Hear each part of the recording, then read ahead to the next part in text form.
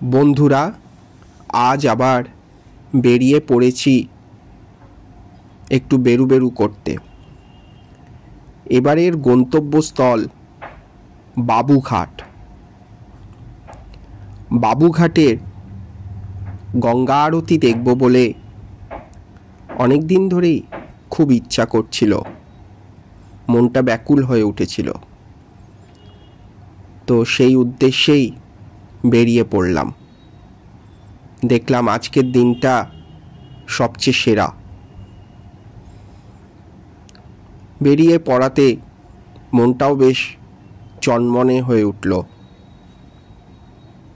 সময়ের মধ্যেই পৌঁছে গেলাম বাবুঘাটে। কিন্তু বিপত্তি ঘটল সেখানে গিয়ে। দেখলাম গঙ্গা আরতি হচ্ছে না। আশেপাশের বেশ কয়েকজনকে জিজ্ঞেস করাতে জানতে পারলাম কালী পুজোর পরের দিন থেকে ছট পুজো পর্যন্ত গঙ্গা আরতি নাকি বন্ধ থাকবে। আবার তারপরও জগদ্ধাত্রী পুজোর দিন থেকেও গঙ্গা আরতি বেশ কয়েকদিনের জন্য বন্ধ থাকবে, কারণ এই বাবুঘাটেই ভাসান হয়। তো কি করব, অগত্যা আশেপাশটা একটু ঘুরতে লাগলাম, দেখতে লাগলাম। খুব সুন্দর মা সন্তোষীর একটি মন্দির দেখলাম, সেখানে প্রণাম করলাম। বাবুঘাট অঞ্চলটা বেশ সুন্দর।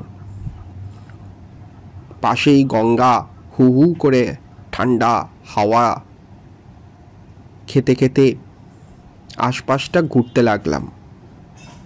আশপাশটা সত্যি খুব সুন্দর করে সাজিয়েছে আলো দিয়ে। বহু মানুষ এসছে কলকাতার বিভিন্ন জায়গা থেকে, এমনকি কলকাতার আশপাশ অঞ্চল থেকেও এসেছেন। তারা এখানে এসে সময় কাটাচ্ছেন পরিবারের সাথে, প্রিয়জনের সাথে।